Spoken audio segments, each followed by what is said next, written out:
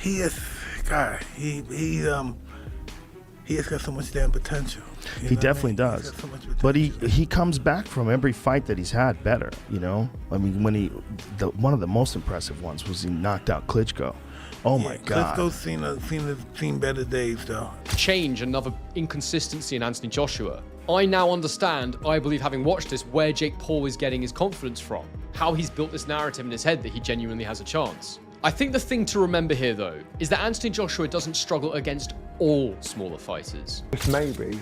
This might be his last fight, getting in there with Anthony Joshua and getting knocked out. Joe Rogan and Mike Tyson break down the Jake Paul versus Anthony Joshua matchup, highlighting the clear gap between the fighters.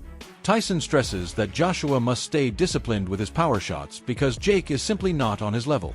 Rogan calls Joshua one of the most intimidating men in boxing and warns that Paul is taking a major risk facing such a dangerous opponent. It's one of the craziest propositions of all time. You take a guy who just had a boxing match that looks like a sparring match with a 58-year-old Mike Tyson, and then you're going to fight one of the absolute scariest knockout artists in the heavyweight division. Maybe we should watch the Francis Ngannou fight so you could see. Let's watch that real quick, just so you can see what Anthony Joshua is capable if he's fighting someone that's not in his league. Okay, look, Usyk beat him, and he beat him twice, and Andy Ruiz caught him in the first fight and dropped him and stopped him. It was spectacular. Andy Ruiz is super fucking talented. Usyk is perhaps... The Wade Concept host explains that for Jake Paul, being knocked out by a single punch from Anthony Joshua is far safer than absorbing repeated shots over 8 rounds. The logic is straightforward. Sustained punishment creates long-term damage. Even though Joshua will be wearing smaller 10-ounce gloves, a one-punch knockout, while dramatic, reduces overall trauma by ending the fight instantly. The smaller gloves are meant to enhance the spectacle and appeal to viewers, but they still increase knockout probability. The host emphasizes that despite this adjustment, the danger remains enormous. Joshua's power is proven, and less padding only amplifies the threat. The technical change does nothing to shrink the gap in skill, strength, or experience, making every punch a serious risk for Paul. Thing is, there really is only one outcome that can hurt Jake in this scenario, and that's that he gets viciously knocked out. Or he gets beat up really bad for 8 rounds and then viciously knocked out. I saw Nikisa talking on Ariel Helwani's show today about this, about like how it's not necessarily something they're worried about that Jake gets knocked out, because he's not afraid of the one-punch knockout as much as he's afraid of like Jake getting beat up for 8 rounds badly and it, you know, causing some real cognitive damage. And there is science behind the fact that the more repeated head trauma is the more dangerous thing about pro boxing, because those gloves, you can get hit, you get 8 to 10 seconds to stand, and you can repeat it 2-3 times in the same fight, just absorbing punch after punch. So in the totality of Jake getting like knocked out cold, is that the worst thing possible for his health? I mean, who knows, dude? You could have a freaking brain aneurysm when you get hit off one shot from a guy like AJ. Again, knock on wood, you don't want to see any of that happen. If his career ends because AJ hurts him badly, then yes. But if it's a knockout where Jake is able to then continue fighting, people will still watch. It may not be as big as the AJ fight, but he still has an opportunity to make money in boxing. Again, the only way it wouldn't be the case is if Jake got like permanently injured from this fight, which is part of the reason that they take this fight, is because Jake doesn't really have anything to lose here, outside of, again, the bodily harm. You know, you fight a guy like Tommy Fury again, which I want to see, I think is more competitive, but doesn't bring the eyes that AJ does. So again, this is the entertainment business, and these Netflix fights are made for a massive audience. But you lose to Tommy Fury again, even by decision, that deflates Jake more than a knockout from Anthony Joshua. A loss to KSI deflates Jake more than a loss to Anthony Joshua. This is a perfect, even if Jake would have gotten just schooled by Gervonta Davis, it would have deflated him more than a knockout, I think. But yeah, it's a lot of risk, a lot of reward, but as far as your marketability, as long as you don't get permanent. Nakisa Bidarian reveals why Anthony Joshua was selected as Jake Paul's opponent. Because the entire event is being documented for Netflix, the organizers needed the most visually compelling and commercially powerful matchup available. Joshua fits every requirement: global recognition, elite credentials, and massive mainstream appeal. His presence elevates the storyline, intensifies the stakes, and ensures the production delivers the cinematic impact Netflix expects. The documentary format magnifies every stage, from training to fight night, making Joshua the perfect choice. And, Jake Paul being Jake Paul, he wanted to focus on the biggest, baddest names possible. That included Terrence Crawford. That included Ryan Garcia. That included Tommy Fury. That included Anthony Joshua. And we probably had, 30 or 40 names that we kind of reviewed. And I will say at least 12 or 13 names that agreed to do the fight. Some within the 2-week period, actually. But from a Netflix perspective, they were very keen on Joshua. They were interested on Crawford. They were interested in Ryan Garcia as potential opponents for Jake Paul. They were interested in Tommy Fury at some level as well. And the one that Jake gravitated towards was Anthony Joshua. Once it became clear Ryan couldn't do the fight as well, Ryan was also something that he was interested in doing. And the deal came together mostly because Jake mentioned this as of March of this year, right? That's the first time he was on a podcast and said, I think I can beat Anthony Joshua. Everyone laughed. At the time, Eddie Hearn said this is another, media attention-seeking moment for Jake Paul. I made it clear then to Eddie and to the media, Jake was serious and we wanted to do it in 2026. We had further conversations with Matchroom in July of this year with the understanding that if Jake got through Tank Davis, and even though that was an exhibition, it was very much structured to be a real fight in every way, shape, and form, then we would look to make Jake versus Joshua in 2026. So that gave us a head start in terms of trying to come to an agreement with Matchroom and AJ, and we were able to get it done. I just want to ask about a couple of those names that you mentioned. Garcia's interesting because a day or so later, Oscar De La Hoya said, Ryan Garcia discusses how this fight could dramatically reshape Jake Paul's life if he loses.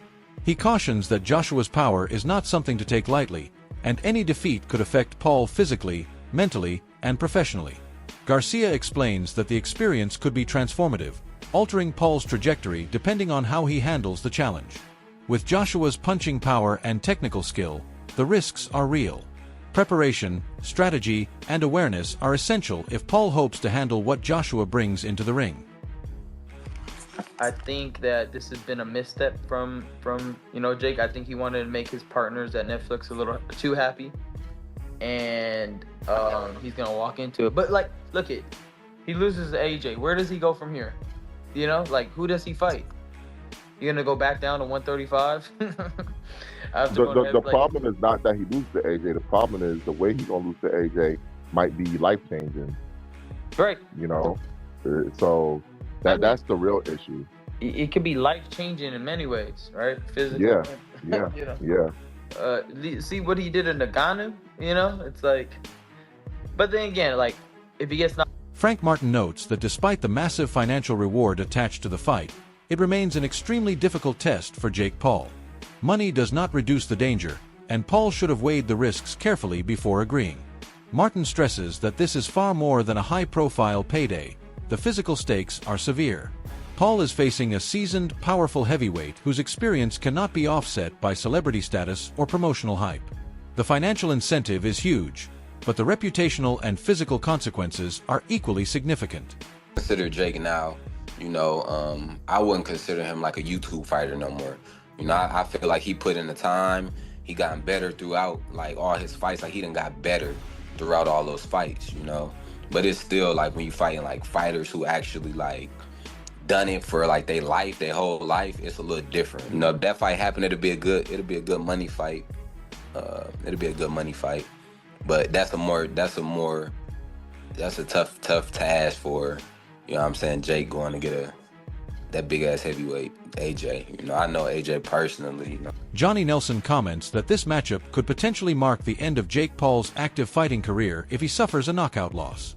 Paul has become a major revenue generator for top fighters like Joshua, often offering lucrative deals to secure opponents. Nelson mentions that conspiracy theories are circulating, suggesting Paul may not be able to take part in similar headline fights after this due to the possible physical toll and public perception. The bout represents both a massive opportunity and a turning point that could reshape Paul's entire fighting future. Okay, I'm stuck in betwixt and between. because nobody on this green earth would actually turn down 50, 60 million to fight Jake Paul.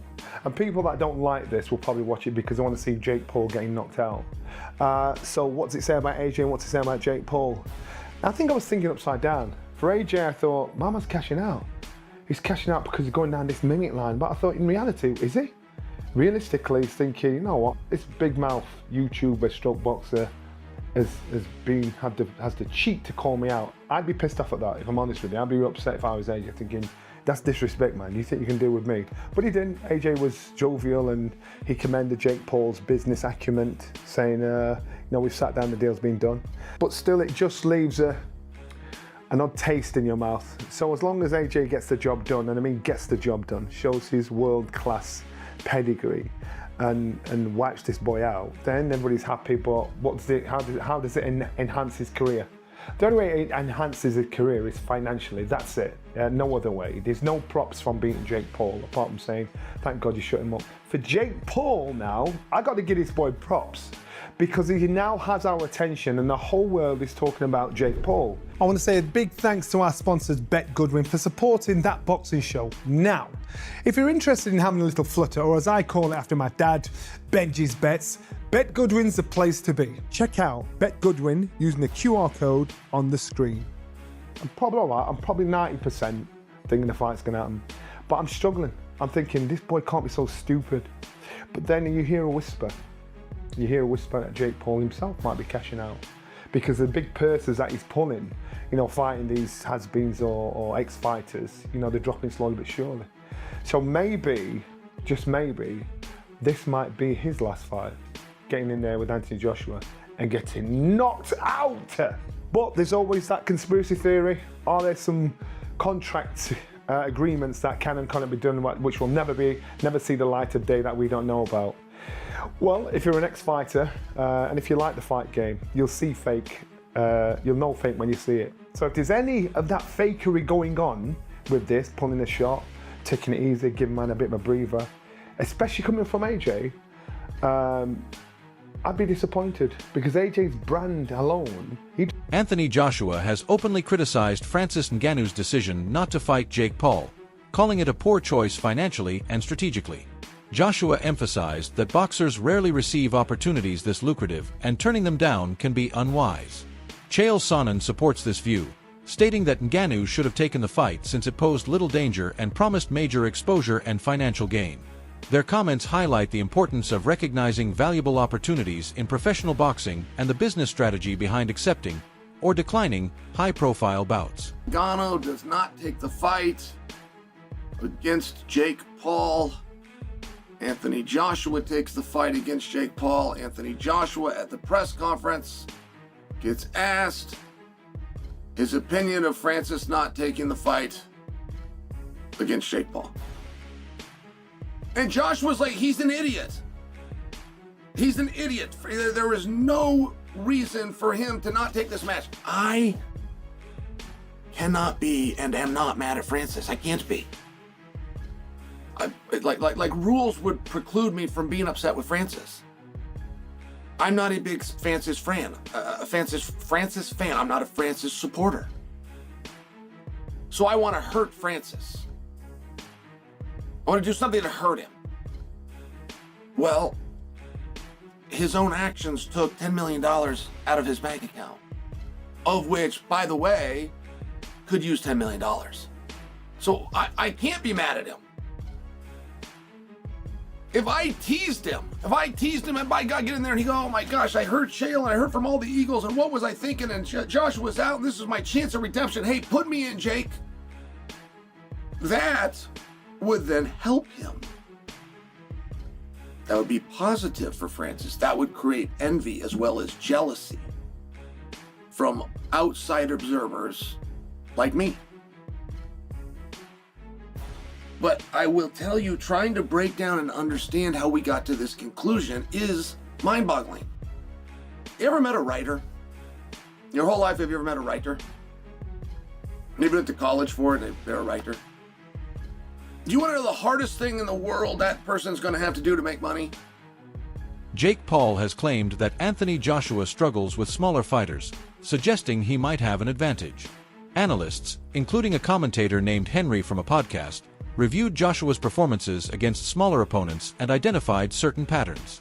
While Paul points to potential weaknesses, the analysis shows that Joshua's skill, power, and reach typically outweigh size differences. The discussion reflects the broader debate about physical mismatches in combat sports, but one conclusion remains: Joshua's experience and preparation make him a formidable challenge regardless of Paul's claims. I'll tell you what, Anthony Joshua definitely doesn't struggle, and that's against guys who are of a similar stature to him. When he won his first world title against Charles Martin, he was a taller heavyweight, not taller than AJ necessarily, but a heavyweight of taller stature, and he got that one with a very simple knockout. It was one of the easiest fights of Anthony Joshua's career. He had a war against Vladimir Klitschko, but again, he was highly competitive and eventually managed to get Klitschko out of there. In the Kubrat-Pulev fight, while it was a mixed performance, he did end up producing one of his best knockouts. Similarly against Robert Helenius, whilst AJ probably didn't put in one of his best performances, again, it ended in another dramatic knockout. He was punch perfect against Otto Wallin, in my opinion, and he had that absolutely devastating knockout win against Francis Ngannou, who, of course, an absolutely enormous man with a fantastic chin, or so it seemed until Anthony Joshua got his hands on him. Even earlier on in his career against the likes of White, Brazil, and Molina, these were all taller heavyweights who AJ dealt with consummate ease. Of course, most recently, he had that loss against Daniel Dubois. So the reason I mention all of these is to say that AJ doesn't struggle against every shorter man. Therefore, if Jake does okay in some capacity, as I say, loses on points or manages to go several rounds of Anthony Joshua, then you have to say that Jake Paul's quite a bit better than we thought. And Anthony Joshua, yeah, he's slipped since then a bit. I mean, AJ physically was better back then, but he's way more experienced now, so he's maybe around the same overall. It probably all evens out. But the point is, you'd have to give Jake Paul some credit in that situation and really worry about where Anthony Joshua is at this point. Overall, while some of the things that Jake Paul's saying might be true, it still doesn't mean that he has any hope in hell of winning this fight. I still fully expect Anthony Joshua to deal with him within a couple of rounds. Now look, to most people it'll be a loss to Anthony Joshua if he doesn't even finish him in round one. But the reality is, I understand in boxing that someone can move and can survive for periods of time. It might be that Jake Paul runs. If he does that, then yeah, I could